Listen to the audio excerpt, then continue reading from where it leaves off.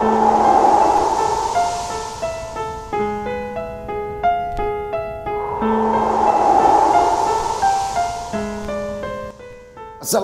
warahmatullahi wabarakatuh. Selamat malam semuanya teman-teman. Selamat datang kembali di channel kesayangan kita, channel Ilo Extreme.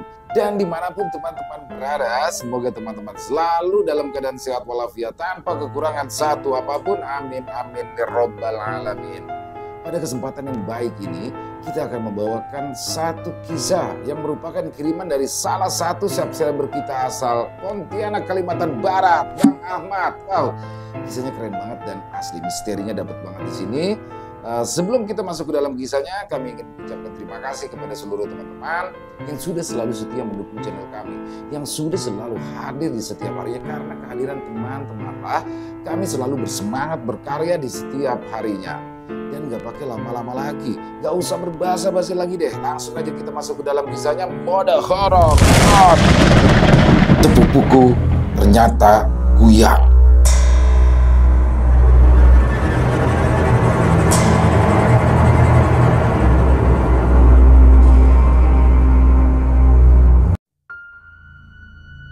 Kisah ini berdasarkan latar belakang sejarah keluarga Rustam yang berawal dari era penjajahan Jepang.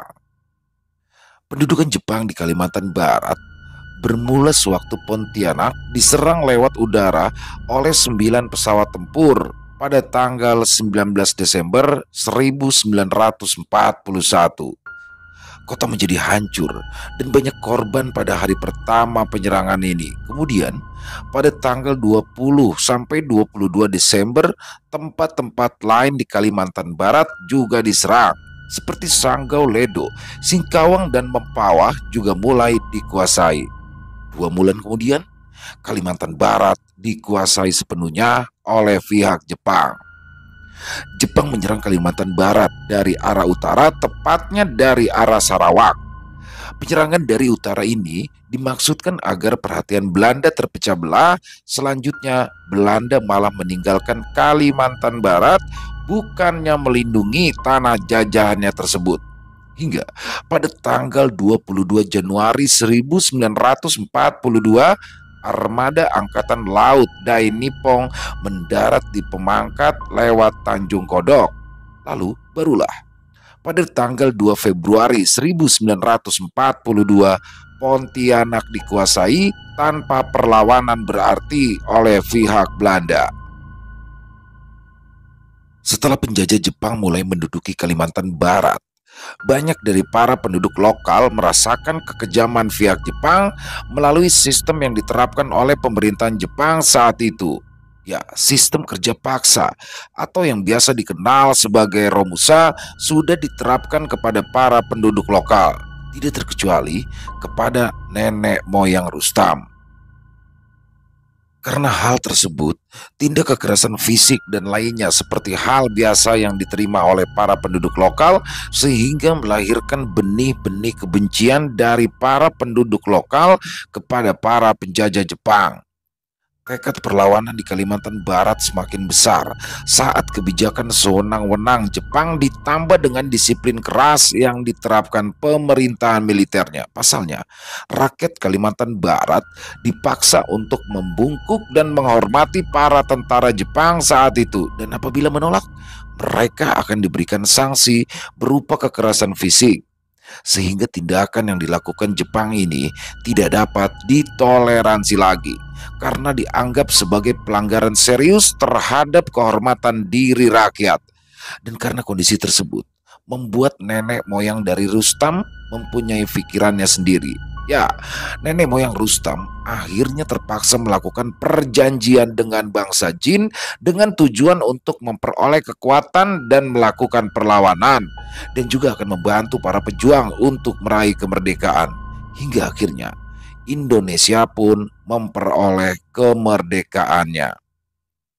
Akan tetapi, di balik semua kegembiraan tersebut, terdapat rahasia kelam keluarga nenek buyut Rustam yang masih tersimpan dengan rapat. Ya, perjanjian tersebut ternyata masih berlaku. Setelah berpuluh-puluh tahun berlalu, keturunan dari nenek buyut Rustam hidup seperti kebanyakan orang. Hidup mereka nampak dijalani dengan normal-normal saja. Begitu juga dengan Nini. Ya, dirinya merupakan cucu dari kakaknya nenek Rustam dari jalur sang ibu. Dengan kata lain, Nini merupakan sepupu jauh dari Rustam. Mereka mempunyai nenek buyut yang sama. Semenjak lepas dari bangku SMA, Nini sudah merantau dan hidup mandiri karena kedua orang tuanya telah tiada. Namun, Nini berhasil menjadi orang yang sukses. Malahan dirinya merupakan salah satu orang tersukses di keluarga besar Rustam. Bahkan setiap bulannya, Nini selalu berpindah tempat kerja. Sudah banyak kota-kota besar menjadi tempat tinggalnya, tak jarang dirinya juga suka melakukan liburan ke berbagai tempat di Kalimantan. Dan itu semua bisa dilihat dari setiap postingan sosial media yang Nini miliki. Tapi semua itu hanya dinikmatinya seorang diri. Karena hingga saat ini Nini tak kunjung mendapatkan pasangan. Ternyata kehidupan Nini terpantau oleh Rustam, sepupu jauhnya itu. Mendapati hal tersebut, Rustam pun sempat bertanya kepada ibunya. "Bu, enak ya hidupnya Nini?" "Enak bagaimana?" tanya sang ibu. "Ya enak bu, hampir setiap bulan Nini liburan terus," ungkap Rustam. "Loh, Nini itu memang kerja. Dia itu sering pindah-pindah kerjaan. Ya makanya dia suka pergi kemana-mana," jelas sang ibu. "Iya bu, tapi dia sebenarnya kerjanya itu apa ya bu? Enak soalnya," sahut Rustam. "Ya kalau kerjaan ini sih ibu sendiri tidak tahu. Kamu tanya saja sendiri, kan kamu ada nomor teleponnya. Memangnya kenapa sih kamu tanya-tanya soal Nini?" tanya balik sang ibu penasaran. "Ya mungkin aja bu, mungkin ya Rustam bisa ikut kerja sama Nini. Kan Rustam juga sedang tidak ada kerjaan," ungkap Rustam sedikit malu. Sebenarnya, walaupun Nini merupakan sepupu jauh, namun komunikasi mereka masih terjaga hingga Rustam sudah menganggapnya seperti kakaknya sendiri. Akhirnya, Rustam pun memberanikan diri menghubungi Nini melalui pesan WhatsApp. "Assalamualaikum Kak Nini, gimana kabarnya? Mudah-mudahan sehat selalu ya," tulis Rustam berbahasa basi. Nampaknya pesan Rustam tersebut tidak langsung dibalas oleh Nini, sehingga hal tersebut sedikit membuat Rustam bertanya-tanya. Kok pesanku belum dibaca juga ya? Apa mungkin dia sibuk?" batin Rustam. Hingga 2 jam kemudian barulah Nini membalas pesan Rustam. "Hai Rustam, alhamdulillah Nini sehat. Kamu sendiri bagaimana?" jawab Nini bertanya balik. Mendapati itu Rustam pun langsung bergegas untuk membalas pesan tersebut. "Alhamdulillah baik juga kak. Kapan kak mau main ke sini?" tanya Rustam. "Ah, nanti kalau Nini mau ke sana, Nini kabari ya Tam. Salam buat ayah dan ibu juga," balas Nini. "Ah, baik kak. Oh iya, kalau ada lowongan kerja tolong kabar-kabari Rustam ya. Soalnya Rustam sedang menganggur," tulis Rustam pada Nini. "Iya baik, nanti Nini kabari ya," jawab Nini. Akhirnya mereka pun menyudahi komunikasi tersebut. Setelahnya, nampak tersimpan harapan besar dari Rustam dari perbincangan tersebut. Namun setelah beberapa bulan, Nini tidak pernah menghubungi Rustam hingga sempat terbesit di pikirannya jika Nini lupa akan janjinya. Tapi ternyata Rustam keliru. Tak lama setelah itu, Nini kedapatan menghubungi Rustam melalui sebuah pesan. "Assalamualaikum Rustam, bisa tidak besok jemput Nini di bandara?" "Waalaikumsalam. Oh siap kak, jam berapa pesawatnya mendarat?" tanya Rustam. Sekitar jam 11 siang, jawab Nini. "Baik kak, besok Rustam jemput ya," timpal Rustam. Keesokan harinya, Rustam pun berangkat untuk menjemput Nini di bandar udara dengan menggunakan mobil milik ayahnya. Rustam pun tiba di bandara. Setelah sampai, Rustam lalu mengirimkan pesan kepada Nini untuk memberitahukan jika dirinya sudah sampai dan men-share lokasinya saat itu. Karena masih menunggu, Rustam pun langsung meraih sebatang rokok untuk menanti kedatangan Nini. Tak lama kemudian, nampak dari kejauhan muncul seorang wanita berparas cantik, berambut panjang dengan memakai syal dan dibalut pakaian yang kekinian, membuat Nini terlihat elegan dan juga seksi. Ya, itu adalah Nini. Walaupun usianya sudah berkepala 3, namun Nini nampak awet muda. Mungkin yang tak mengenalnya dikiranya dirinya masih berumur 20 tahunan. "Hei Rustam, sudah lama ya nunggunya?" tanya Nini. "Ah, enggak kak, Rustam juga baru sampai," jawab Rustam. Segeralah mereka pun memasuki mobil dan langsung menuju ke rumah Rustam. Di perjalanan, Rustam mencoba membuka percakapan dengan Nini. "Tumben datangnya mendadak kak." "Memangnya kenapa Tam?" tanya Nini balik. "Ya biasanya kan kakak kalau datang pas hari lebaran atau ketika ada keluarga kita yang nikahan," jawab Rustam. "Iya, kebetulan ini ada pekerjaan di sini," sahut Nini. "Wah, kerjaan apa kak?" "Ajak-ajak Rustam dong," ucap Rustam cengengesan. "Iya, nanti Nini lihat dulu ya. Apakah ada yang cocok buat kamu ya?" timpal Nini. "Ya kak. Oh ya, nanti kakak tinggal di rumah Rustam kan? Rustam sudah bilang ke bapak sama ibu untuk menyiapkan kamar satu buat Nini," ungkap Rustam. "Oh iya, Nini lupa deh beritahu kamu. Nini sepertinya akan cari kontrakan saja. Soalnya kan Nini akan lumayan lama tinggal di sini. Kamu bisa bantu Nini kan buat cari rumah kontrakan?" "Loh, kenapa tidak tinggal di rumah saja kak? Masih ada kamar kosong kok," bujuk Rustam. "Aduh, Nini nggak mau ngerepotin Tam. Lagian Nini kan juga sudah biasa tinggal sendiri," ungkap Nini. Setelah diberi pengertian, akhirnya Rustam pun mengerti. Setelah sampai di rumah Rustam, Nini disambut hangat oleh keluarga Rustam. Ya wajar saja karena memang Nini sangat jarang sekali berkunjung ke rumah Rustam akibat segala kesibukannya. Setelahnya Rustam pun langsung diajak Nini untuk mencarikannya sebuah kontrakan.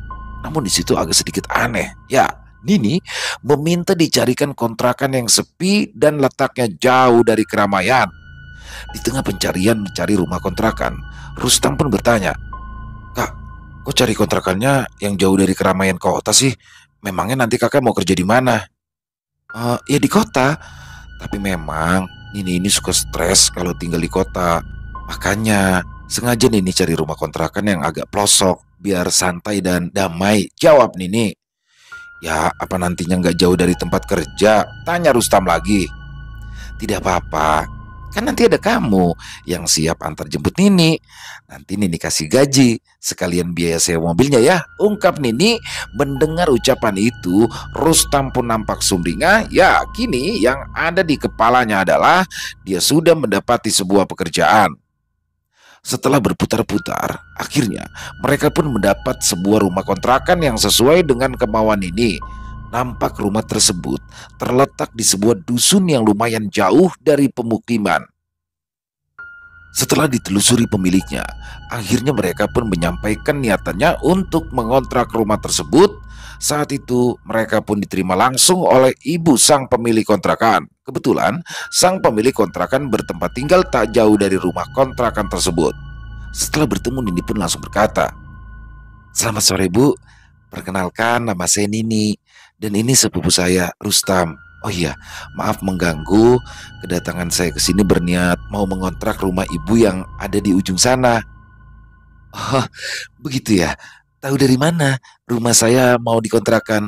Soalnya saya nggak pasang-pasang pelang apa-apa ya," ucap sang ibu pemilik kontrakan itu bertanya kepada Nini. "Oh, kami tahu dari penjual warung di depan itu Bu. Katanya rumah ibu itu kosong. Makanya saya berniat mau mengontraknya," jawab Nini. "Ya, sebenarnya banyak yang harus diperbaiki.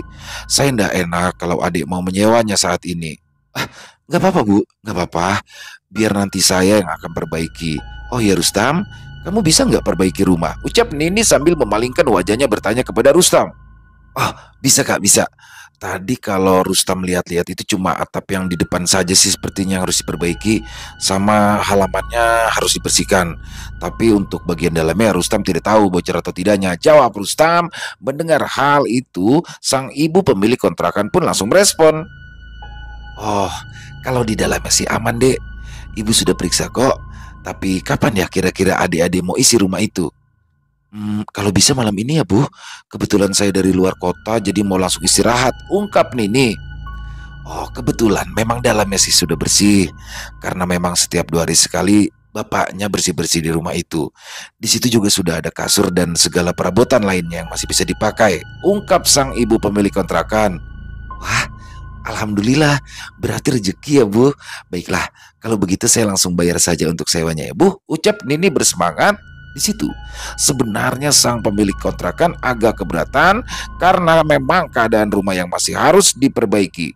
Akan tetapi, karena mendesak, Nini memaksa untuk segera masuk dan akan memperbaiki rumah kontrakan tersebut sendiri. Setelah selesai mengurus pembayaran sewa rumah kontrakan, Nini beserta Rustam pun langsung menuju ke rumah tersebut. Setelah selesai membantu membereskan barang-barang Nini, Rustam pun segera pamit pada Nini. Kak, Rustam pamit ya. Tapi kakak yakin nih mau langsung tidur di sini sendirian? Apa tidak takut kak? Kelihatannya sekitaran sini sepi deh. Gak apa-apa Tam, ini sudah biasa. Oh ya sudah, besok kamu langsung ke sini aja ya, perbaiki rumahnya, ucap Nini. Siap kak, besok Rustam pokoknya langsung ke sini, saut Rustam. Keesokan harinya, Rustam pun sudah datang kembali di rumah kontrakan Nini. Ya, walaupun jarak kontrakan Nini dengan rumah Rustam itu lumayan jauh, sekitar 1 jam bila ditempuh dengan kendaraan roda 4, namun Rustam begitu bersemangat. Saat itu, yang ada di pikirannya adalah dirinya langsung mengantarkan Nini ke tempat kerjanya yang baru. Dilanjutkan dengan memperbaiki rumah kontrakan tersebut, sehingga Rustam sudah membayangkan akan mendapatkan upah lebih dari Nini. Namun sepertinya tidak demikian. Ya, Nini mengungkapkan jika dirinya belum mau mulai bekerja. Oh, jadi hari ini kakak itu belum mulai ya aktivitas di kantor barunya, ucap Rustam. Iya Tam, Nini masih mau di rumah dulu, sekalian masih mau istirahat, ungkap Nini. Lalu kalau besok gimana kak? Soalnya kalau kakak memang sudah aktif kerja, Rustam bisa datang lebih pagi biar bisa langsung memperbaiki rumah, tanya Rustam. Kayaknya besok juga belum Tam, Nini masih mau istirahat, jawab Nini. Mendapati jawaban itu, Rustam pun tidak ingin ambil pusing, ia langsung segera memperbaiki rumah tersebut. Ternyata saat sedang memperbaiki rumah itu, perkiraan Rustam pun keliru. Ya, dipikirnya perbaikan rumah tersebut cukup memakan waktu 1 hari. Ternyata kerusakannya merembet ke bagian yang lain sehingga pekerjaannya tidak selesai di hari itu juga. Rustam pun segera memberitahukan perihal tersebut kepada Nini. Kak, maaf ya, sepertinya perbaikan rumah ini tidak selesai hari ini. Rusaknya itu ternyata sampai dalam, jadi mungkin harus dilanjutkan besok, ungkap Rustam. Ya, tidak apa-apa Tam, timpal Nini. Ya sudah, Rustam pamit ya, sudah sore soalnya kak. Pamit Rustam kepada Nini. Oh iya, kamu hati-hati ya pulangnya. Nih, upah hari ini buat kamu, ucap Nini sambil memberikan beberapa lembar uang kepada Rustam. Menerima upah itu, Rustam pun langsung terlihat sumringah. Namun di tengah perbincangan mereka di dalam rumah, Rustam seolah seperti mencium aroma bau amis. Entahlah, tapi hal itu pun tidak diutarakannya pada Nini. Oh apa ya? Sepertinya bau amis sekali, batin Rustam sambil keluar dari rumah kontrakan Nini. Keesokan harinya, Rustam pun kembali mendatangi rumah Nini dan ia pun langsung memperbaiki rumah kontrakan tersebut. Hari itu, Rustam bertekad untuk menyelesaikan pekerjaannya. Alhasil, ketika waktu sudah hampir maghrib, Rustam pun baru menyelesaikan pekerjaannya. Setelah selesai, Rustam pun langsung melaporkan hasil pekerjaannya pada Nini. Kak, Kak Nini, Rustam sudah selesai, ucap Rustam sambil masuk ke dalam rumah. Namun ketika di dalam, nampak keadaan rumah kontrakan itu masih terlihat gelap. Tak ada satupun lampu yang menyala padahal hari sudah mulai gelap. Loh, lampunya nggak dinyalakan, batin Rustam. Mendapati itu, Rustam kembali memanggil Nini. Kak Nini, kakak di mana? Panggil Rustam, tiba-tiba terdengar suara pelan dari arah kamar mandi. Oh iya Tam, kamu mau pulang ya? Ya sudah, uang untuk kamu sudah Nini taruh di meja ya. Kalau mau pulang silakan, jawab Nini pelan. Ini lampu Rustam nyalakan ya Nini, saut Rustam. Namun saat itu sautan Rustam tak dibalas oleh Nini. Loh, kok malah diem? Ya udah, aku nyalakan saja lampunya. Lagian gak enak kakak juga lagi di kamar mandi, batin Rustam sambil menyalakan semua saklar lampu dan langsung keluar rumah untuk pulang. Dalam perjalanan, Rustam baru teringat akan sesuatu. Oh iya, besok gimana ya? Apakah Nini sudah mulai kerja atau belum ya? Batin Rustam bertanya dalam hati. Sesampainya di rumah, Rustam pun langsung mengirimkan pesan kepada Nini untuk menanyakan rencana esok hari. Namun, saat itu pesan Rustam tak langsung dibalas oleh Nini. Keesokan harinya, saat Rustam sudah bangun dan selesai menunaikan ibadah sholat subuh, Nini masih belum menjawab pesannya. Mungkin belum bangun, batinnya. Akan tetapi hingga sore hari, Nini juga masih belum membalas pesannya, dan ketika sudah malam barulah Nini menjawab pesan dari Rustam tersebut. Di situ, Nini meminta untuk diantarkan karena dirinya sudah mulai aktif di tempat kerjanya yang baru besok. Pagi-pagi sekali, Rustam pun sudah nampak berada di depan rumah kontrakan Nini. Nampak pintu rumahnya masih tertutup rapat, namun ketika Rustam selesai memarkir dan turun dari mobilnya, ia seperti melihat setetes noda berwarna merah pada lantai garasi di rumah kontrakan tersebut. Apa nih? Kok kayak noda darah deh, batin Rustam. Namun karena bercak yang tak begitu banyak, Rustam berpikiran jika itu hanyalah mungkin darah dari binatang yang lewat. Talah, dirinya pun tak mau ambil pusing karena hari itu adalah hari pertama dirinya mengantarkan Nini berangkat untuk bekerja. Rustam nampak antusias ingin segera melihat kantor baru dari sepupunya tersebut. Siapa tahu dirinya pun juga bisa bekerja di kantor tersebut. Setelah semuanya siap untuk berangkat, mereka pun segera meluncur ke kantor baru tempat Nini mulai bekerja. Di situ, Rustam mulai banyak bertanya-tanya. Rasanya gimana kak? Hari pertama bekerja di tempat yang baru. Biasa aja Tam, kan memang Nini sering pindah-pindah kerjaan, jawab Nini. Enak ya kak, kakak sudah sering pindah-pindah kantor. Pastinya yang sekarang gajinya itu lebih besar ya kak? Tanya Rustam lagi penasaran. Ya lumayan lah, jawab Nini singkat. Memangnya kakak ini di bagian apa sih? Bagian konsultan, jawab Nini singkat. Konsultan apa ya kak? Tanya Rustam makin penasaran. Konsultan pemasaran. Oh, konsultan pemasaran. Oh ya kak, kalau ada lowongan, Rustam mau dong kak kerja di tempat kakak yang baru, ucap Rustam mengungkapkan keinginannya. Iya, nanti coba Nini lihat dulu ya.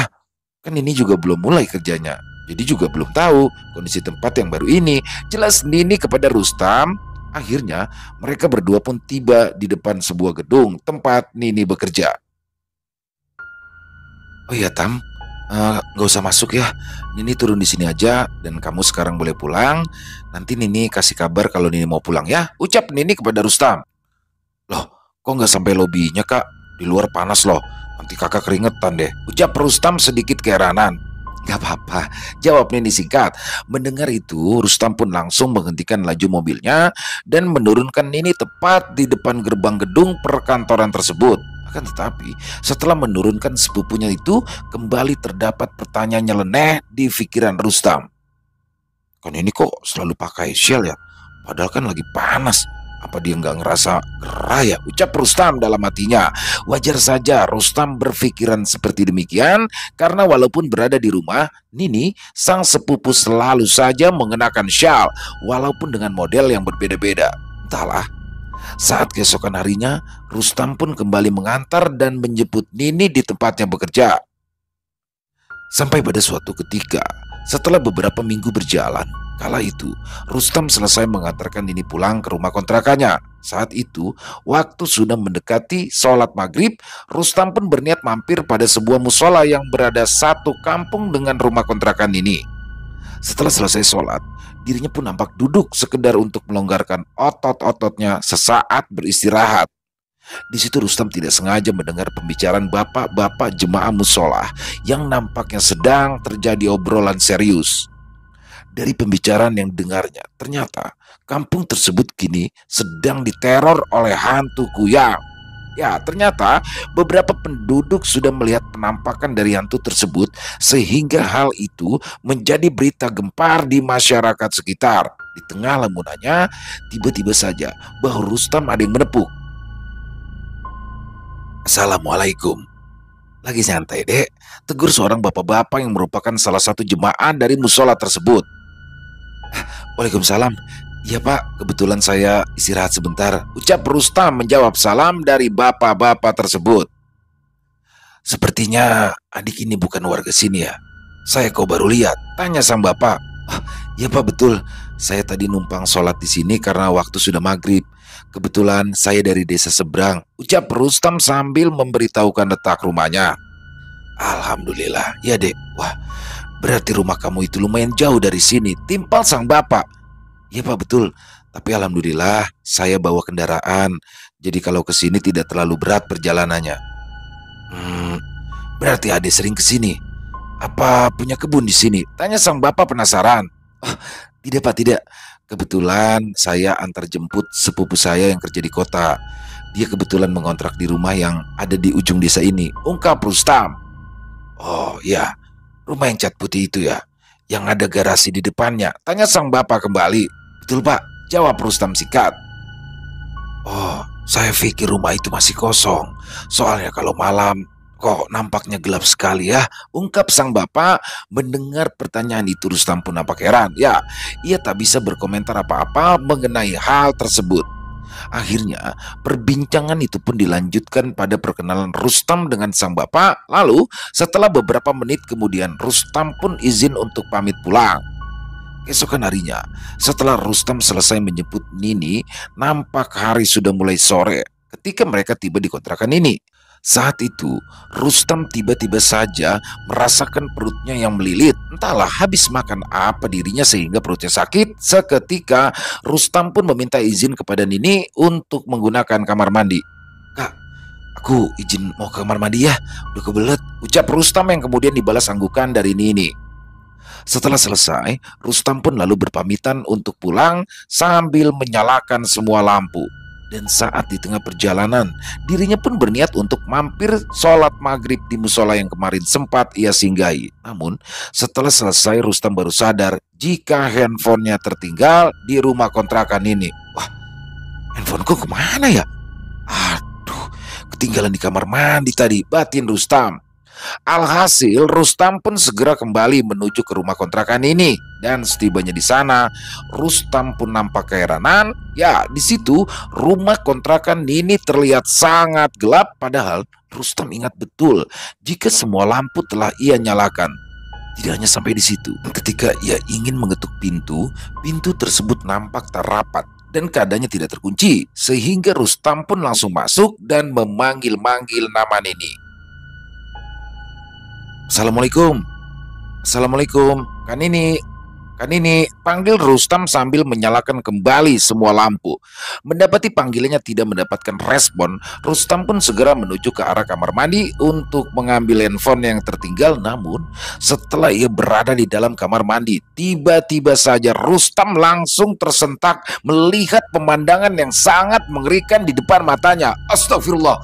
Di situ terlihat potongan kepala yang membelakanginya nampak sedang melayang-layang dengan rambut panjangnya yang nampak acak-acakan.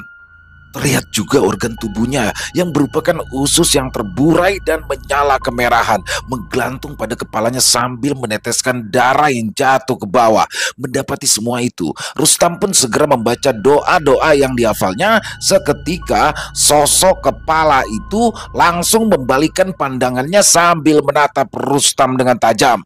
Rustam pun kembali terkejut. Ternyata sosok mengerikan itu adalah Nini dengan mulutnya yang kini nampak komat kamit seolah seperti sedang membaca sebuah mantra. Rustam tidak menyangka jika sepupunya itu kini sudah berubah menjadi sesosok kuyang. Seketika Rustam pun langsung berlari meninggalkan kamar mandi tersebut. Namun sebelum ia sampai di pintu keluar, tiba-tiba saja sosok Nini yang kini sudah berubah menjadi sosok kuyang langsung menghadangnya.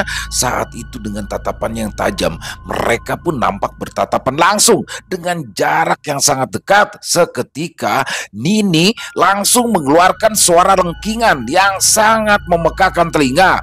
Rustam pun tak kuasa menahan rasa takut hingga akhirnya membuatnya jatuh pingsan. Tidak terasa, hingga keesokan paginya, Rustam pun baru tersadar dari pingsannya. Saat itu dirinya telah mendapati tengah berbaring di atas sofa. Handphonenya pun yang tertinggal di kamar mandi sudah tergeletak di atas meja yang berada di depannya. Nampak di handphonenya terdapat puluhan panggilan tak terjawab yang berasal dari sang ibu. Rustam pun segera menelpon balik. Namun sebelum Rustam berhasil menghubungi ibunya, tiba-tiba saja terdengar suara dari arah belakang. "Kamu sudah sadar, Tam?" Ya, itu adalah suara Nini. Saat itu terlihat penampilan yang cukup berbeda. Biasanya Nini terlihat cantik dan elegan, namun kali ini wajahnya nampak pucat dan juga terdapat guratan yang melingkar pada lehernya. Ya, mungkin ini adalah alasan mengapa selama ini Nini selalu memakai syal dimanapun ia berada. Mendapat itu, Rustam pun langsung terkejut dan terlihat ketakutan. Sambil beringsut mundur, Rustam pun langsung berteriak, "Cukup kak, cukup, jangan mendekat kak, jangan sakiti aku." "Kalau aku mau menyakitimu, pastilah sudah kulakukan semalam. Sekarang kamu jangan takut ya, Tam, karena Nini akan menjelaskan semuanya kepada kamu." Jelas Nini mencoba untuk menenangkan Rustam. Mendengar itu, Rustam pun sedikit tenang, namun ia masih tak bisa menyembunyikan raut wajahnya yang masih tegang. "Sudah, sekarang kamu makan dulu ya bubur yang sudah Nini siapkan buat kamu. Sekalian diminum tehnya. Jangan khawatir, ini semua aman kok. Nini gak bakalan macam-macam sama kamu," ungkap Nini. "Tapi kak, kenapa kakak bisa berubah menjadi kuyang? Bagaimana ceritanya?" tanya Rustam gemetar. "Jadi, itu semua merupakan ilmu yang sudah diturunkan dari nenek buyut kita, Tam. Ini juga yakin kok kalau ibu kamu itu juga sudah tahu mengenai hal ini. Tapi memang untuk keluarga yang menuruni ilmu ini tidak gembar-gembor ke seluruh keluarga besar, termasuk ke keluarga kamu," ungkap Nini lirih. Tapi ibu tidak pernah cerita kalau Nini itu kuyang," saut Rustam. "Ya karena memang ibumu tidak tahu jika keluarga Nini itulah yang menuruni ilmu ini. Karena saat itu nenek buyut kita itu memisahkan anak-anaknya. Ya, nenek kamu dan nenek Nini memang sengaja dipisahkan semenjak kecil. Makanya ibumu tidak tahu. Dia itu hanya mengetahui rumornya saja," ungkap Nini menjelaskan semuanya. Tapi bagaimana kakak bisa bertahan selama ini? Apa kakak suka membunuh bayi? Karena setahu Rustam, kuyang itu haus akan darah bayi," tanya Rustam penasaran. "Sebenarnya, Nini itu hanya mengincar darah dari orang yang baru saja melahirkan tanpa menghilangkan nyawa mereka. Tapi asal kamu tahu, Tam, pemilik ilmu ini bukanlah hanya Nini saja. Banyak, banyak sekali penganut ilmu serupa yang masih berkeliaran. Jadi Nini tidak bisa menjamin jika semua penganut ilmu ini sama dengan Nini dalam menjalaninya," ungkap Nini menjelaskan kondisinya. Mendengarkan penjelasan Nini itu, Rustam nampak terdiam sambil termenung. Ya, nampaknya dirinya masih tidak menyangka jika sepupu jauhnya itu merupakan penganut ilmu kuyang. Di tengah terdiamnya Rustam, Nini pun kembali berkata, "Sebenarnya Nini ingin menjaga jarak dari keluargamu, Tam. Tapi waktu kamu menghubungi Nini dan kamu bilang butuh pekerjaan, Nini jadi ingin membantumu. Tapi ya, akhirnya ternyata kamu jadi tahu rahasia Nini. Mungkin ini adalah pertemuan kita yang terakhir. Nini harus menghilang karena Nini tidak ingin membuat keluargamu celaka akibat dari keberadaan Nini. Kamu tahu kan pandangan masyarakat luas mengenai ilmu yang Nini miliki ini." Lanjut Nini menyampaikan perasaannya. Mendapati penjelasan dari Nini perlahan, Rustam mulai mengerti dan ia pun berusaha menerima semuanya mengenai fakta jika keluarga besarnya memiliki sebuah rahasia yang sangat kelam. Saat itu Rustam pun mengatakan sesuatu kepada Nini. "Jujur kak, Rustam sebenarnya tidak pernah membayangkan jika memiliki saudara yang menganut ilmu seperti ini. Rustam harap kakak juga bisa mengerti jika respon Rustam seperti ini." Mendengar penjelasan Rustam, Nini pun hanya menghela nafas dalam-dalam. Sedangkan bagi Rustam, dirinya pun kini yakin jika cerita tentang hantu kuyang itu bukanlah mitos belaka.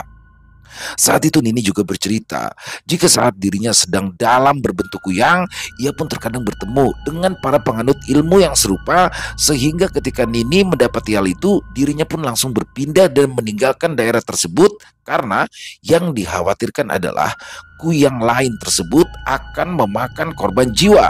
Dan Nini juga akan mendapatkan imbasnya, dan oleh karena itulah Nini sering berpindah-pindah kota. Setelahnya, mereka pun mengakhiri perbincangan dan Nini pun meminta bantuan kepada Rustam untuk yang terakhir kalinya.